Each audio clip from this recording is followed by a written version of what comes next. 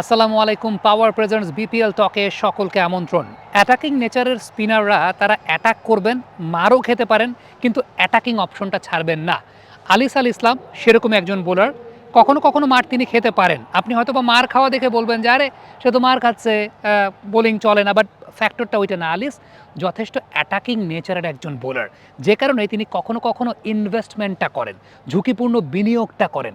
ঝুঁকিপূর্ণ বিনিয়োগে কখনো কখনো মুনাফা হবে, আবার কখনো কখনো মুনাফা হবে না, বাট আলিস একজন ম্যাচ উইনার বোলার। কেন? আমি যদি তার বলের মুভমেন্টের জায়গাটা একটু আপনাদেরকে দেখাই, দুই ধরনের ভ্যারিয়েশন কিন্তু রয়েছে। ইভেন দুই ধরনের না, মুভমেন্টের ক্ষেত্রে দুই ধরনের ভ্যারিয়েশন, কিন্তু আসলে তিনি ৪ বা ৫ ধরনের ভ্যারিয়েশন করতে জানেন। একটা তো বাইরে বের হয়ে যাওয়া, যেটা ডানহাতি ব্যাটার যখন ব্যাটিং করছেন, এই বাইরে বের হয়ে যাওয়াটাতেই ম্যাক্সিমাম নাম্বার অফ টাইমস তিনি ব্যাটারদেরকে ডিসিভ করেন। আবার আরেকটা হচ্ছে ভেতরের দিকে ঢুকানো, যেটা তার স্টক ডেলিভারি। বাঁহাতিকে যখন তিনি বোলিং করেন সেই সময়টাতেও আসলে এমন একটা জোনে বলকে তিনি পিচ করান, যেই জোনটা থেকে আসলে ব্যাটার একটু কনফিউজ থাকেন যে বল কি বাইরে বেরোবে নাকি বল ভেতরের দিকে ঢুকবে, যেটাকে আমরা বলি যে ব্যাটসম্যানকে নাচানোর একটা ব্যাপার। ধরুন তৌফিক খান তুষারকে যে ওভারটাতে আউট করেছেন, একটু মাইন্ড গেমের জায়গাটা যদি বলি, ইনিশিয়ালি প্রথম যে বলটা করেছিলেন বাইরে বেরিয়ে গেছে, ওই জোনটা থেকে এমন একটা জোনে বলটা পিচ করেছিল, তৌফিক খান তুষার এক্সপেক্ট করছিলেন ওয়াইল্ড ব্যাট সুইং করবেন লেগ সাইডে, বলটা ভেতরের দিকে ঢুকবেন না, বলটা ভেতরে ঢুকে না, বলটা বেরিয়ে গেছে। এরপর আবার আরেকটা বল তৌফিক তুষার কিন্তু ৪ পেয়েছেন, সেই বলটা ভেতরের দিকে ঢুকেছে। সো এটা একটা এক্সপেক্টেড টার্নে পেয়েছেন। যে বলটা আউট হয়েছেন সেটা আবার বাইরে বের হওয়া। সো একটা বোলার যখন একই ওভারে আপনার সঙ্গে এরকম মাইন্ড গেম খেলছে, আপনি কিন্তু আগে একটা দ্বিধাদ্বন্দ্বে আছেন, সেই দ্বিধাদ্বন্দ্বের জায়গাটা হচ্ছে আসলে কেউ ভেতরে ঢুকাবে নাকি বল বাইরে বের করবে। এটা যেমন একটা বিষয়। আবার বাঁহাতিকে যখন বোলিং করছেন, আমি দেখেছি যে স্টিভেন টেলরকে তিনি ভেতরের দিকে অ্যাটাক করছেন, আবার বাইরেও বের করছেন। এখন বাঁহাতি ব্যাটার যখন বল বাইরে যায় এগেইনস্ট দ্য টার্ন, সুইপ করতে গেলে সেখানে একটু ডিসিভিং ফ্যাক্টর তৈরি হয়ে যায়। একটা উল্লেখযোগ্য বিষয়, আলিসের একটা ভ্যারিয়েশন আমার কাছে পছন্দ হয়েছে। আমি জানি না অনেকেই সেই ব্যাপারটাতে একমত হবেন কিনা।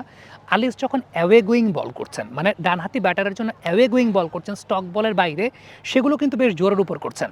আবার যে বলগুলো আসলে টিপিক্যাল অফ ব্রেক আলিসের, সেগুলো করছেন একটু কমে। আমরা পাওয়ার জেনারেশন বিবেকের শক্তি চুমুকে অ্যাকশন পাওয়ার চুমুকে অ্যাকশন। হ্যাঁ, একটা বিষয় খুব উল্লেখযোগ্য, সেটা হচ্ছে এই যে টিপিক্যাল অফ ব্রেকটা করছেন, সেটা যখন আস্তেও করতে পারবেন, জোরেও করতে পারবেন, ওই সময়টাতে আলিসকে আমরা আরও পরিপূর্ণ বোলার বলবো, বা আরও তিনি ডেঞ্জারাস সেই বিষয়টা বলতে পারবো। এটা ব্যাটারের জন্য একটু প্রেডিক্টেড হয়ে যায় কিনা, যে ব্যাটার জানছেন যে বলটা একটু আস্তে আসছে বা অফ ব্রেক বলটা একটু আস্তে আসবে। সো এই জায়গাটা আমার কাছে মনে হয় আলিস কাজ করবেন।